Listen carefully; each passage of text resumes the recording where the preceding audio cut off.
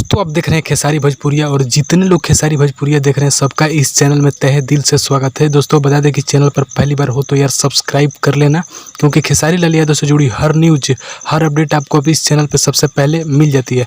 दोस्तों आज खेसारी लाल यादव के उस गाने के बारे में बात करेंगे जो कि एक टॉप क्लास का सॉन्ग होने वाला है। दोस्तों इससे पिछले वीडियो में मैंने आपको बताया था कि खेसारी लाल यादव फिलहाल में गाने शूट कर रहे हैं और ये गाना बिल्कुल बड़े लेवल का होगा।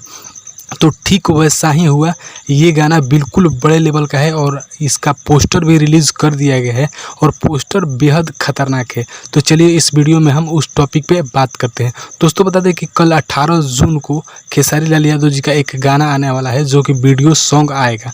दोस्तों बता दें गाने का टाइटल रखा गया है मछरिया। जी हाँ दोस्तों, जो कि इससे कुछ दिन पहले एक बापजी करके उनका मूवी आने वाला था, उसी में का ये गाना है जिसका टाइटल है मछरिया। अब बता दें कि दोस्तों इसमें गाए हैं कौन और लिखे हैं कौन और कहां से आ रहा है।